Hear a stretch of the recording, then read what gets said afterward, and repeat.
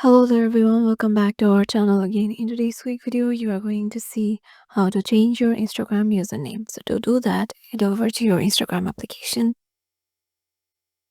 Once you're there, make sure you have logged in into your desired account and then head over to your profile by tapping the profile icon on the lower right. And in here, head over to the three lines icon on the top right and go to account center, go to the profile, go to your Instagram profile, and here go to the username section. So as you can see, I have set up a username that is currently available on Instagram. And if I want to change, I can change it in here and tap on done. And make sure you tap on done because if you don't, your new username won't be saved.